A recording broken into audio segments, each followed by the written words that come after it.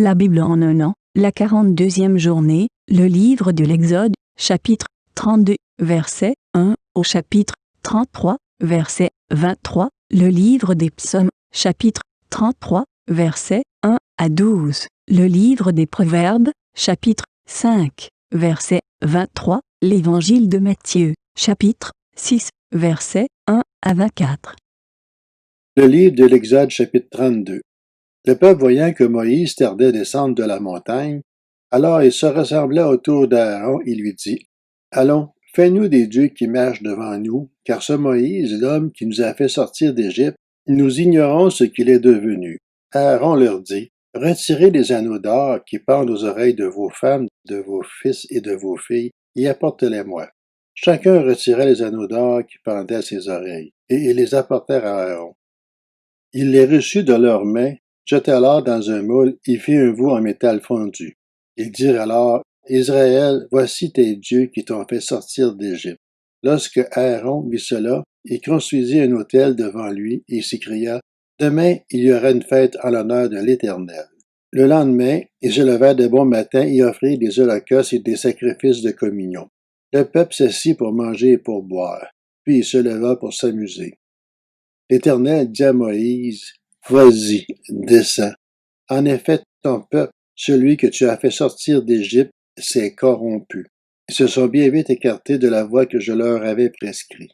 Ils se sont fait un veau en métal fondu, se sont prosternés devant lui, lui ont offert des sacrifices, et ont dit, « Israël, voici tes dieux qui t'ont fait sortir d'Égypte. » L'Éternel dit à Moïse, « Je vois que ce peuple est un peuple réfractaire.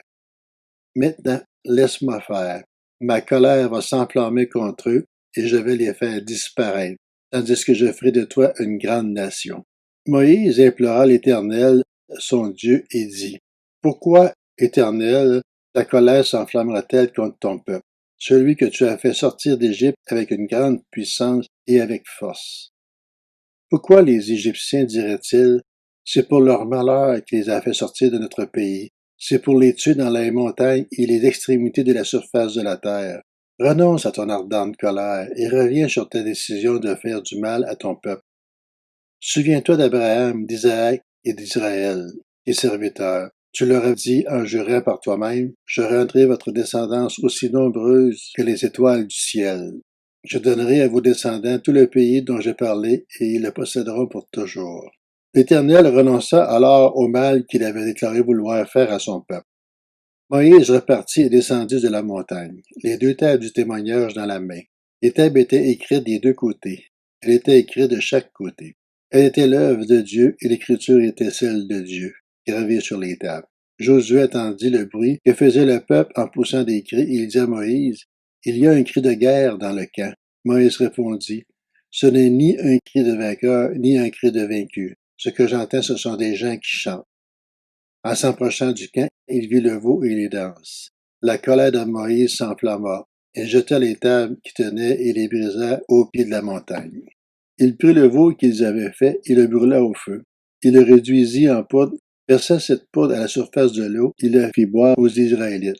Moïse dit à Aaron, « Que t'a fait ce peuple pour que tu le rendes coupable d'un si grand péché? » Aaron répondit, « Que la colère de mon Seigneur ne s'enflamme pas. Tu sais toi-même que ce peuple est porté au mal. » Ils m'ont dit, « Fais-nous des dieux qui marchent devant nous. » Car ce Moïse, l'homme qui nous a fait sortir d'Égypte, nous ignorons ce qu'il est devenu. Je leur ai dit que ceux qui ont de l'or s'en dépouillent, et ils me l'ont donné. Je l'ai jeté au feu, il en a sorti ce veau. Moïse vit que le peuple était en plein désordre et qu'Aaron l'avait laissé dans ce désordre, exposé au déshonneur parmi ses ennemis. Moïse se plaça à l'entrée du camp et dit, « Qui est pour l'Éternel? Qui vienne vers moi. » Tous les Lévites se rassemblèrent à ses côtés. Il leur annonça, « Voici ce que dit l'Éternel, le Dieu d'Israël. Que chacun de vous mette son épée au côté, traversez et parcourez le camp d'une entrée à l'autre, et que chacun tue son frère, son prochain, son voisin. » Les Lévites firent ce qu'ordonnait Moïse, et 3000 hommes environ parmi le peuple moururent ce jour-là. Moïse dit, « Vous avez aujourd'hui été établis dans vos fonctions au service de l'Éternel, et ce au prix même de votre fils et de votre frère, si bien qu'il vous accorde aujourd'hui une bénédiction. » Le lendemain, Moïse dit au peuple, Vous avez commis un grand péché. Je vais maintenant monter vers l'Éternel. Peut-être obtiendrai-je le pardon de votre péché. Moïse retourna vers l'Éternel et dit, Ah, ce peuple a commis un grand péché et se sont fait des dieux en or.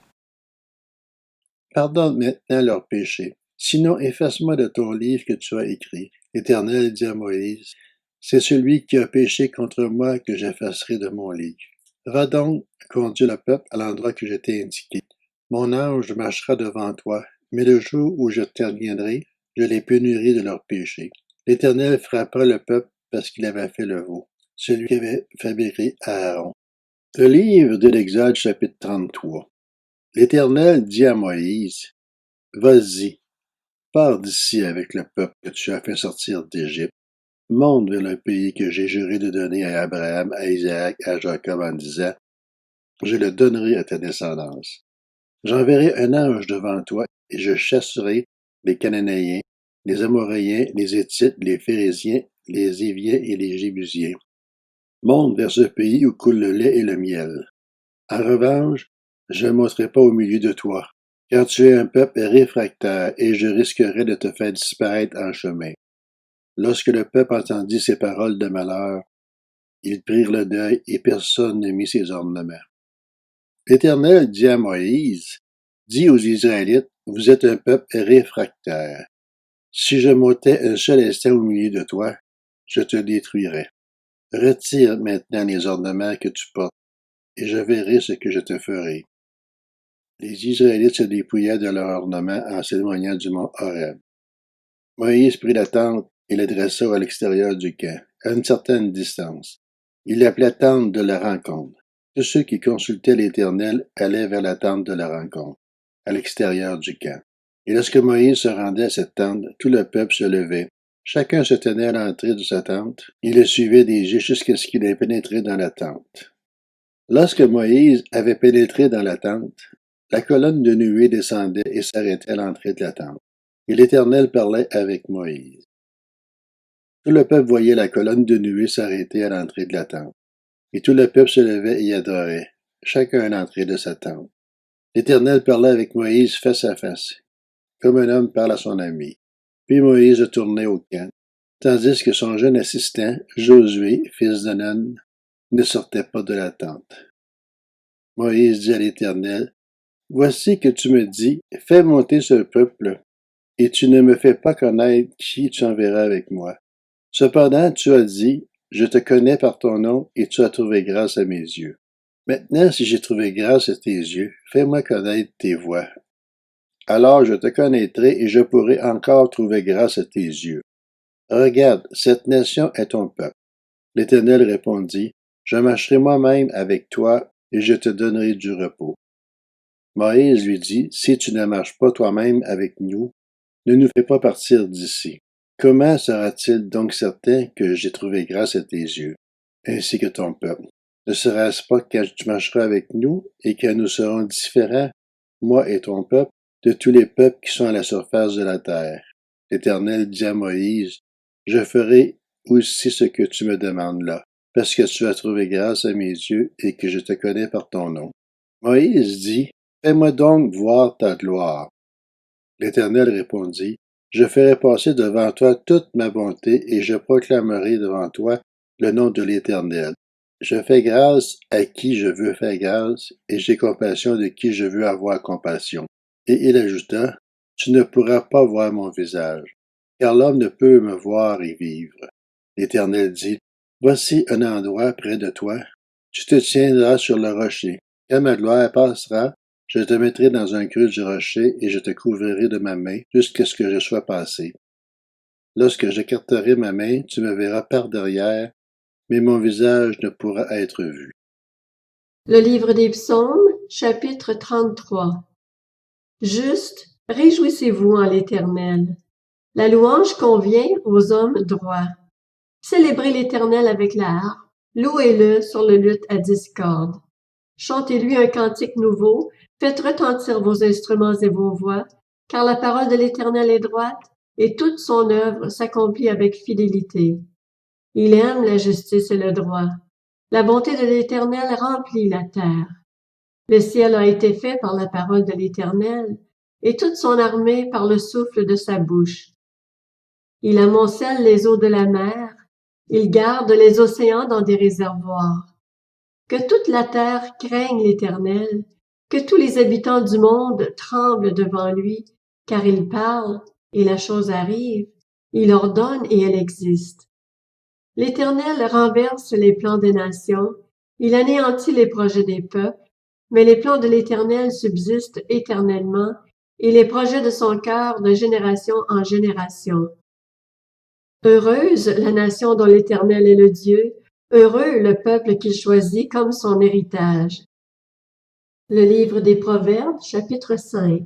Il mourra faute d'instruction, c'est de l'excès de sa folie qu'il s'enivrera. Évangile selon Matthieu, chapitre 6.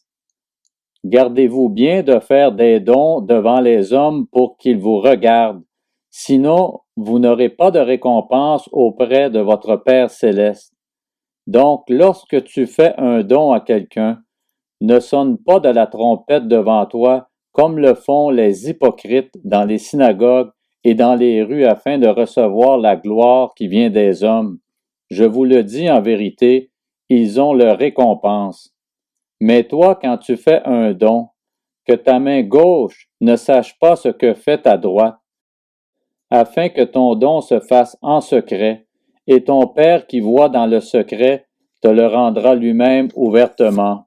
Lorsque tu pries, ne sois pas comme les hypocrites qui aiment prier debout dans les synagogues et au coin des rues pour être vus des hommes. Je vous le dis en vérité, ils ont leur récompense.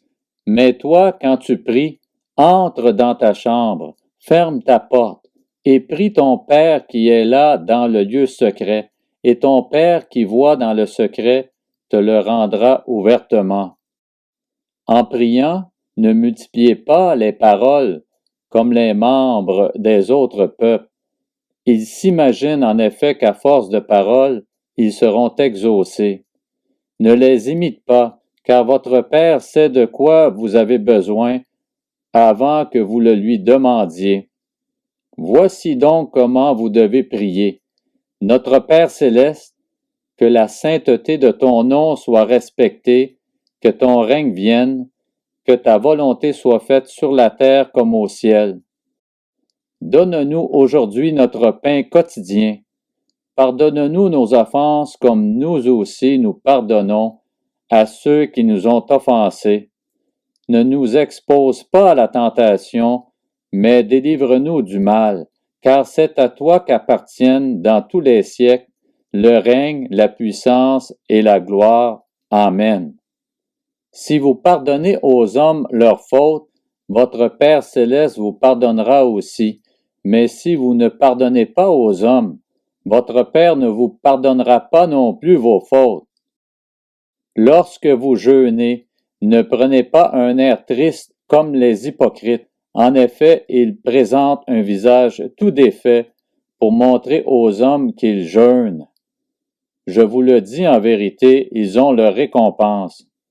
Mais toi, quand tu jeûnes, parfume ta tête et lave ton visage, afin de ne pas montrer que tu jeûnes aux hommes, mais à ton Père qui est là dans le lieu secret, et ton Père qui voit dans le secret te le rendra.